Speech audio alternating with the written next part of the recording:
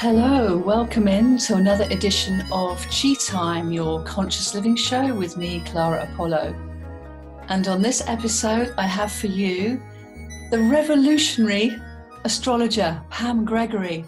I say that because she really does take quite a different approach to astrology. She's done years and years of research, over 42 years actually of research. And she's produced a couple of books now. The first one called You Don't Really Believe in Astrology, Do You?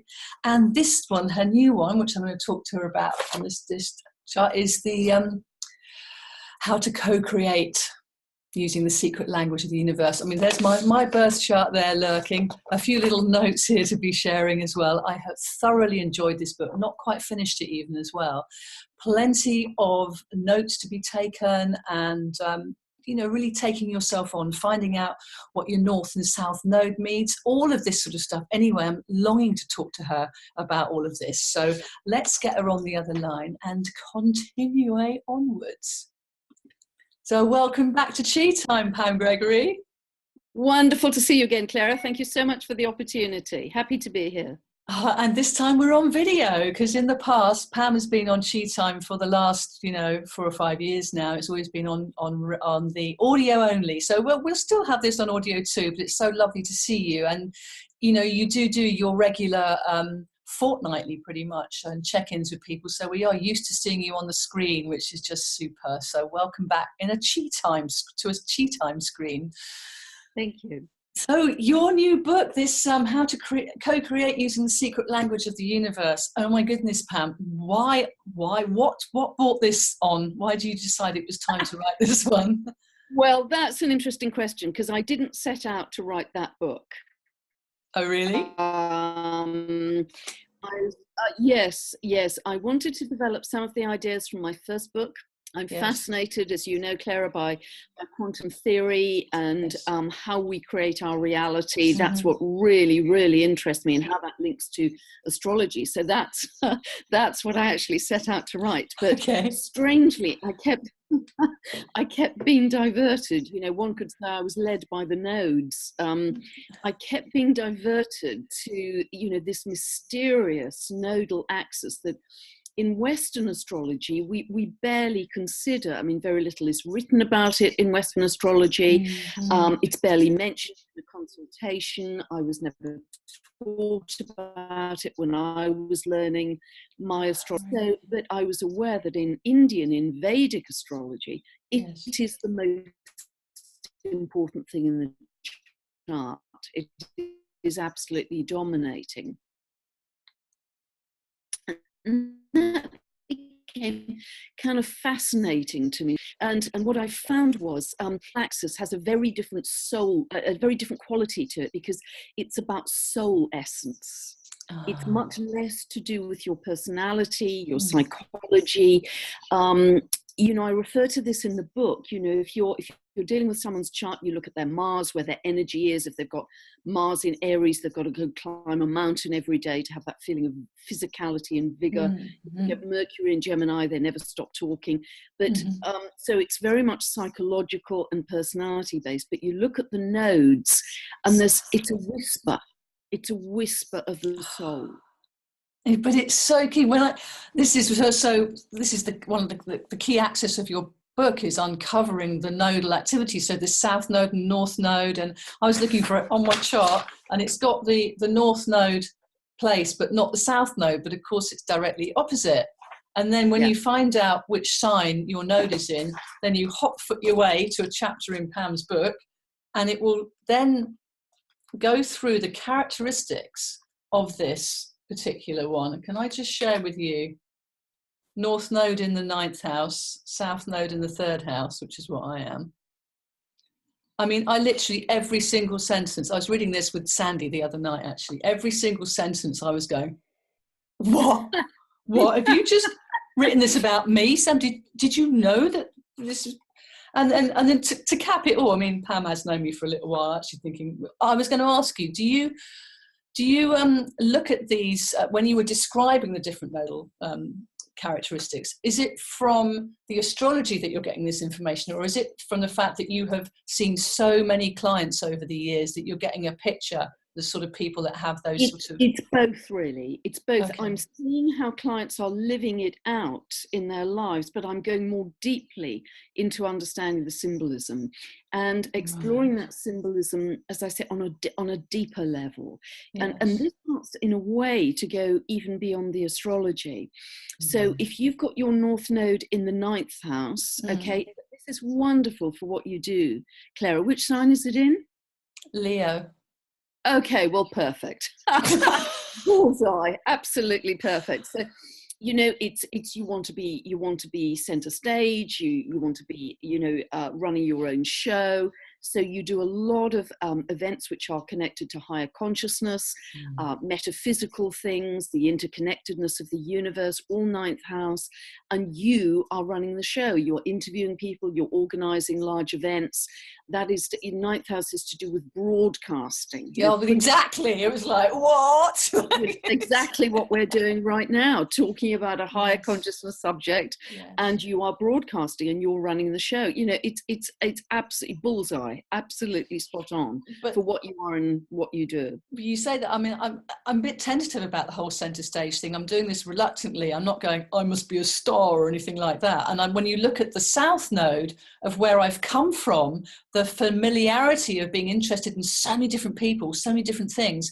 Recently, my big sort of thing has been about spreading myself too thin. But the word that got me from reading about that here with you was how I can scatter my energy. And when I read the word scattered, it just really just rocked all the way through my system, as if to say, yeah, this is what you're here to mend. This is what you're here to weave. Absolutely, 100%, because anything South Node in the 3rd house or in Gemini, 3rd sign, it's divergent energy. It's like when a light goes through a prism and splits, it's divergent. So it's a little bit over here, a little bit over here, a little bit, it can be very magpie-like.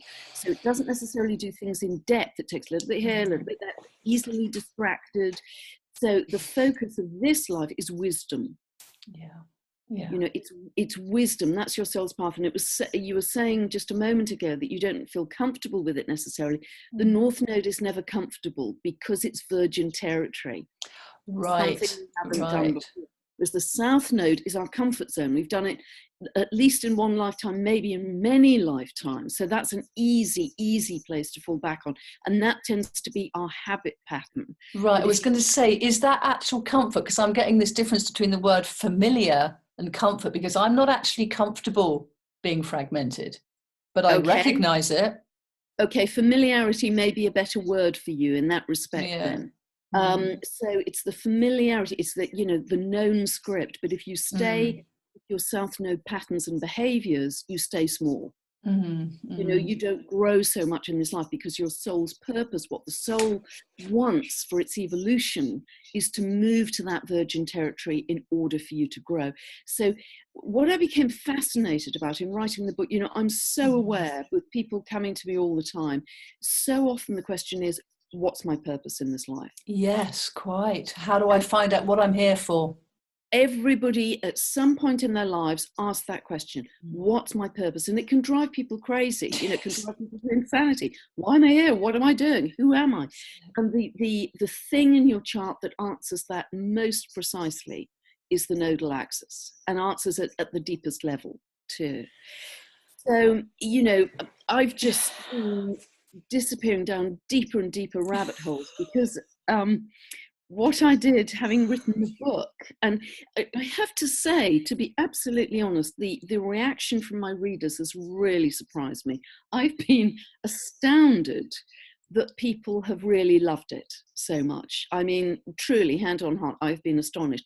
So in order to help people more, I then filmed a video companion series to go alongside it, which goes even deeper into understanding the note. And that's a kind of packed 75 minutes of teaching into things like your nodal return, your nodal square, your inverse nodal return. And that has really, even for me, and I'm just a couple of steps ahead of my readers here, but for me, even going back through my life and looking at the ages when those things happened, again, it's just light bulbs going on in terms of the soul's need for growth. And when you hit certain ages in your life, and it's the same for everyone, the ages are the same for everyone, you know, say you're at a nodal square, there's a feeling of this life pattern now is no longer enough for my soul's growth. Yes. It's now empty and exhausted. I have to reorientate my life in order to get more soul growth. So how do I, it's like a pivot point. And if you look back in your life, you know, and kind of it's beneath the turbulence of daily events, you can see a much deeper thread of where the soul is attempting to grow through challenging experiences, wonderful experiences, and it really kind of rocks you. And then when you start to do a wonderful thing, which I've set up a closed Facebook group so people feel safe to share. Yes. And I've encouraged people to do things like to compare their nodal axis to their loved ones, to their partners, their spouses, their parents, their children, and see if their nodal axis links to those loved ones' planets, or their nodal axis. And that brings about, you know, some remarkable revelations. I mean, people are just saying, you know, this is really profound. It's taking on a profound journey of introspection, doing that exercise, and it's a very easy exercise to do. So I'd really encourage people to do that. Well, that's so lovely about this book, is you're encouraging us to take ourselves on, and you give such an amazing breadth of information to sort of, you want to take it on. It's not just reading it intellectually, you go, well, I do want to find out what this is like for me. And I found out that my son has actually got the opposite nodal axis to me, so I'm sure that explains a lot about our relationship, you know. Well, it's certainly, you know, if I was an Indian astrologer, I would be saying it is, you know, very, very sure you have had a past life, at least one past life experience together. Yeah, if not more. And then it's down to you as an individual, because I can't tell you as an astrologer what that past life was. So it's down to your own meditations, visualizations, intuition, explorations, past life regressions, to say, hey, what was our connection before this? And that take you to some really deep places with a loved one like your son. Yeah, bless him. But I could go on with this, let's not, because this is a broader kind of interview here. So that what I love, there's a lot of things I love about this. It's, first of all, it's very easy to read, but don't let that make you think that it's not jam-packed full of information, because it so is. And the whole historical context that you put it in is fascinating. And that astrology was such a revered part of the universities, you know, what was it that was it John Dee, Dr. John Dee, who was Elizabeth I's astrologer, and he was just an incredible guy, wasn't he? You know, just academic, yes, hugely respected academic, mathematician, geographer, astronomer, navigator. He invented the term the Great British Empire, and he was not only used as an ambassador by Elizabeth I, but allegedly he was used as a spy as well, to gather information abroad. So he was an incredibly powerful, influential figure. And if you go back to, you know, the Middle Ages, I mean, the papacy had their own astrologer. Every royal family, every monarchy in Europe had their own royal astrologer. The ecclesiastical colleges had astrologers. So the influential people in society, you know, the elite, whether it was an intellectual elite or an elite of monarchy or papacy, they all had astrologers, because they were so highly regarded in terms of their guidance. Yeah, and absolutely. The mystery schools, the mystery schools, yes, one of the pillar fundamental subjects in the mystery. Oh, we keep breaking up slightly. Oh, because it was believed that if you understood astrology. Okay, am I all right? Am I back? Yeah, you're back. You're just saying the mystery schools, and it all went a bit whoopsie because we were talking about the mystery schools.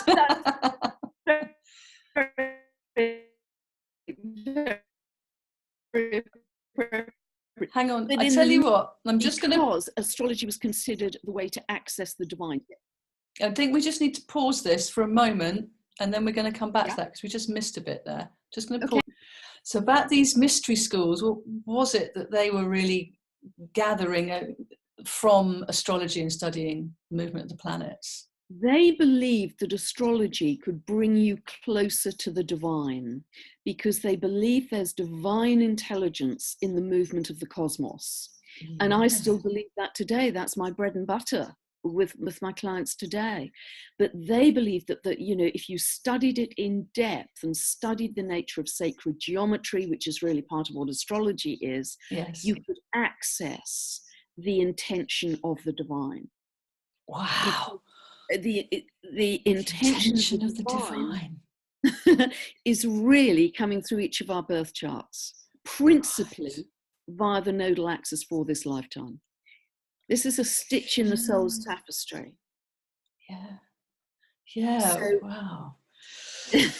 Whoa, Pam Gregory just blow my mind. You see what I mean? She's a revolutionary astrologer. She just puts it in there, because what you're saying is that the oneness is the divine intelligence, but how it breathes through each of us gives us our uniqueness. Our unique spark. Our unique spark. And of course, that unique birth chart is never repeated in history again. It can't be, can it? No. And that's pretty awesome. I mean, mathematically, it can't be, because that you've got so many variables moving at different speeds. So that really says everyone's special. Everyone's unique. And so that, to me, when I have client sessions, it's like holding sacred space for that divine spark. It's so special. But what's fascinating, I think after 42 years, I also wanted to take my own study deeper. And the Nodal Axis has really done that. And for me, the personal journey I've been on quite a journey of late, investigating my South Node, because I'm opposite to you. My South Node is in the 9th house in Leo also. So that suggests that I was a spiritual authority in a past life or past lives, probably somewhere foreign, studying wisdom. And from the time I started to write the book, it's been like a magic carpet ride, because I haven't necessarily looked for it, but synchronicities, opportunities have come about that have allowed me to investigate some of my past lives. And I'm still at the early stages. I've still got L plates on, but they have really enriched my life in a way I can't even articulate. Wow. And I'm still on that journey. And that's what I want for my readers. I want them to have the experience that I'm having in realizing how small this life is. It's very important as a life, but it's just one part of a much deeper, much bigger jigsaw of your soul's journey. And I think that's one of the most valuable things you can ever do in your life, actually. I mean, for me, it is. Yeah. To explore that. And to come into a place where that you can actually listen to your soul as well. And so throughout this book, Pam is also talking philosophically, but also very practically about how you can access the whispers of your soul through your breath practice, through your awareness of how you talk to yourself, through the gratitude practice that you have. I mean, I love the way that this is all underpinned by who you are and what's worked for you. And I mean, I'm resonating a lot with it myself too. And the encouragement to dare to be with yourself, to dare to listen to the subtle sounds and subtle voice of your soul through your heart is really the calling all the way through this. It's like, if you want to get to know yourself, you're going to have to know how to quieten down all the outside chatter, and hence come into. It's beautiful. I really, really agree with you passionately. But I think what the Nodal Axis does is crystallize something for us that is very hard for us to articulate because it's so subtle. But when somebody says it to you, Astrologer says it, just like you read, about your Nodal Axis in the book, you think, my goodness, I couldn't have put it into words, but that's it. So once you have it sort of given to you, knowing it's correct in your birth chart, then you think, okay, now I can put a laser beam focus on that. You're so right. You're so right. It pulls it, pulls it all into perspective, and you go, right, we're not going to mess about anymore. This is where I'm going. I might as well just get on with it and roll up your sleeves. So it does. It really helps the focus. You know, if you know it, you think, okay, that's my task now. That's my task for this life. And the more I head towards that North Node, even though it's virgin territory and unfamiliar, the better my life will work. If I stay small with the South Node habits, my life will work less well. You're just going to have to come back again and again. So my question for you all now is relating the North Node Virgin territory to the quantum field of all possibilities, so that your destiny is not absolutely written note by note. There's a propensity and an energy around it, but you can still choose, as you will often say, how big you want to play your life. But yeah, I just wanted, am I in the right area there? Is that? Yeah, absolutely, 100%. Because, I often say, and I said it loud and clear in my first book, that your birth chart gives you your pattern. It does not give you your level. Right. Our consciousness chooses our level or determines our level. Yes. So apparently, I've been told that I have a very similar chart to Deepak Chopra. He's doing rather better than I am, I would say, but at least we're roughly heading in the same direction. So, in terms of level, that's where we have latitude. And the more we can elevate our consciousness, and I mean, this is getting into, of many people I could mention, Dr. Joe Dispenza's work, because his whole focus, his mission is how this specific how do you elevate your consciousness. Yes. And that understanding of how you kind of pull manifestation out of the quantum soup into your life, but making it connect to your chart. So for me, a day that is in the world, but at any one moment you have a series of probabilities. Right, yes. Because astrology is a language of mathematical probability. So at any moment in time, you have a particular set of geometry, which means those probabilities are the most likely to come to you. So rather, if they're very focused in the career area, don't be messing about in the relationship area. Wait till that. You start to live strategically if you know what is the most likely probability to bring towards you. Then you can maximize that at that moment. Right. So is this looking at where the planets are at particular times of the year around your moons according to your birth chart, so that you can work strategically with where the energies are? Is this? Yeah. Absolutely. And particularly if we're thinking about the nodal axis, I mean, recently in the second half of November, I knew that the transiting nodal axis was going to hit my Pluto. Pluto is my ruling planet. It's in the 9th house in Leo. It's a really big planet for me. When you have a combination of either transiting Pluto conjunct your North Node, or transiting North Node conjunct your natal Pluto, and this is all in the video, the accompanying video to the book, you have profound spiritual experiences potentially. So I planned to go away on a Kundalini yoga retreat, and boy, did that deliver for me. Oh, boy, right. Did that deliver. Yes. Followed by another very profound trip down to southwest France, which I've even written about. So I chose those times because I could see what was coming up astrologically. I could have booked a yoga retreat in July. Yeah, but wouldn't have been the same, exactly. I waited, until then, and I made it a Kundalini yoga retreat, which I knew would take me very deep. So does that make more sense, maybe? It does. It helps you plan your life, doesn't it? So that you're working to the best of the energy, so that you know that you've got backup from spirit and astro and everything. It's all kind of working to support, because we need as much support as we can get at the moment. And interestingly, that you mentioned Dr. Joe Dispenza. I wondered when he was going to come into this interview, because he's both Pam and I, well, Pam's done a lot more work with him than I have, but certainly working with the quantum field and working with the vision of your future, not the memories of the past, is quite a big statement of his too, isn't it? That we Absolutely. And when I get into that, I feel like my future's pulling me forwards rather than being held back. And there's still choices to be made, but yeah. But if your context, if your overall context is always your nodal axis, then you'll never go wrong. Right. If you're always heading towards that, north node by sign, by house, you will never go wrong, because that's your soul's natural desire for your growth. Right, and you'll be supported by that. And the coincidences happen, as you said, like, what is it? There's something in your book about coincidences. Sorry, I've got all these notes, you haven't looked at them once. I can't see, about how when coincidences occur, you kind of know you're on the right path. Something about the astrology around that you wrote about as well. Yeah, I mean, astrology is really a science of coincidences. That was it, yes. When you're starting off learning astrology and you notice that outer events correlate with your inner transits, you say, oh, that's a coincidence. And there's another one. Oh, there's another.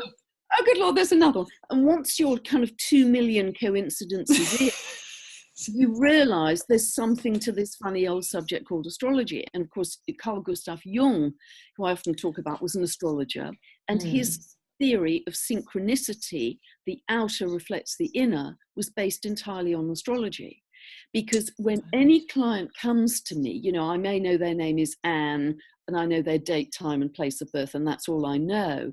Yeah. But I will know from their pattern, from their geometry and symbolism, what they've been going through recently, what they're going through right now, by the geometry. Now, I won't know precisely the level at which they're living it out, right, but I will know the symbolism and the timing. And so they walk through that door, and I know there will be a big issue around their marriage and around issues of freedom, let's say. And, I'm thinking of one particular client, and her marriage was breaking up, but she had never lived her Uranus transits out well, because every time she'd had a Uranus transit, she'd experienced it from the outside, as it were. Now, Uranus is about cutting off, being abandoned, being rejected. It started way back in childhood for her. But I gave her a series of dates through her life, big important dates, and every date I quoted, she said, I was fired, my fiance dumped me, my first husband left me, and she was in the middle of another one. With her husband. And I said, but if you can take that symbolism and start to live it differently, so you are expressing the symbolism of Uranus rather than it rubber hitting the road, hitting you from the outside. If you can embody that symbolism, these nasty outside rejecting, abandoning things will stop happening. And there was just silence for quite, it was kind of clunk, clunk, clunk, clunk. This is it, isn't it? Yeah. The outer, that's my bread and butter. The outer is reflecting the inner the entire time. That's what I do every day. Because I know I let you talk in a minute, but that's good. The chart is at the same moment a map of the heavens at the moment of your birth, and your inner psyche. Yes. At the same moment. It's the outer and the inner. And that's awesome.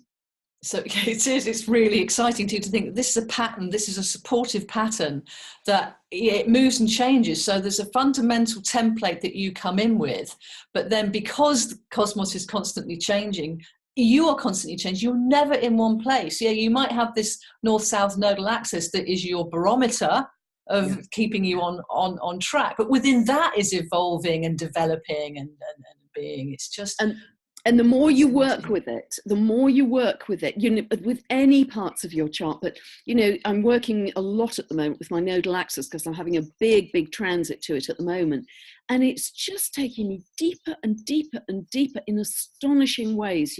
Big dreams are coming up, big revelations that are, for me, priceless in my life. I couldn't put money on it. Well, and it was just sort of, you were talking about this, you said, on past few times that you're a translator of what goes on. It's not that you're predicting things, although when people come into the room, like, what's going on, you're not predicting this, you're just going to what the patterns are and what you're being shown. So it's this unwritten language that's underpinning everything that we do.